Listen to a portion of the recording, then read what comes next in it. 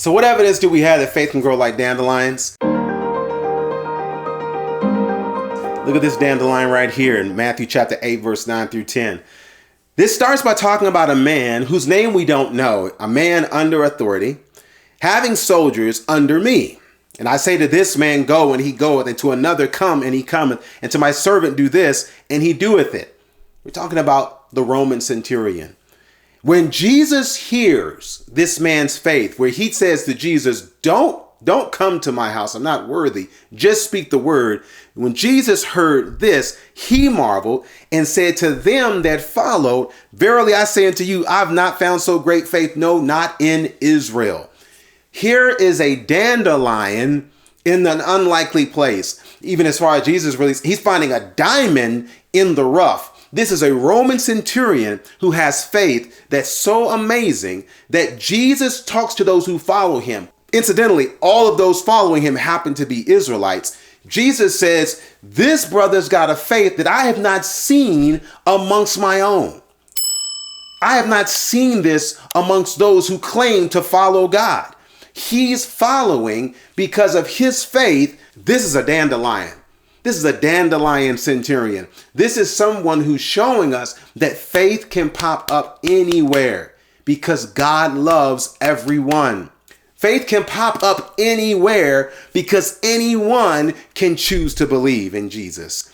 Here in Matthew 15, now in verse 27 to 28, she said, this is the she that we referred to a couple of studies ago, the Syrophoenician woman in one book or the Canaanite woman in another. She says, truth, Lord, yet the dogs eat of the crumbs which fall from their master's table. Then Jesus answered and said unto her, O woman, great is thy faith. Be it unto thee even as thou wilt. And her daughter was made whole from that very hour.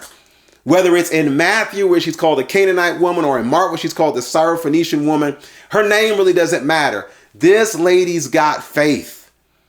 She was a dandelion. It was an unexpected place because it's an unexpected person that would go to God and have such a faith. Even ignoring her was not going to stop her from believing. She knew that he had what she needed. And regardless whether or not God wanted to give it up, you need to give it up because I need what you have. That's dandelion. That was an unexpected place. Don't be surprised when you'll find those who don't fit a mold, but they believe in the message. And then don't be surprised when you see those who have a mold, but lack that message.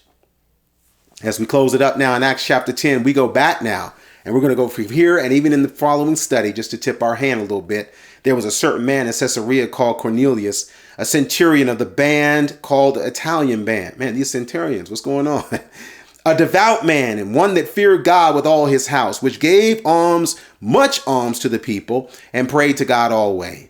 He saw in a vision evidently about the 9th hour of the day, an angel of God coming in to him and saying unto him, Cornelius. Wow. So many ways to go, but we got to wrap it up to understand that this was a dandelion and he has a faith that not only is it described in the verses, but God speaks to him and he gives him a vision. A Roman, a centurion, Cornelius, but he gives him a vision. And not only does he give him a vision, but when in the midst of the vision, the angel comes and he calls him Cornelius. God knew his name. God knows everybody's name. He knew this dandelion's name. Once again, looking outside of the mold and looking within at the message. This brother believed. Folks, don't get focused on your molding. Don't get so focused on the label that the letters got to be just so and the font's got to be this size and the design has to be this way, because what matters more than all of that is what's in the bottle. What's in the bottle? And Jesus is saying here is that I'm looking in that heart. I'm looking in that core. I'm looking at that character. I'm not looking at what you say, which is your personality. I'm looking at what you do, which is your character.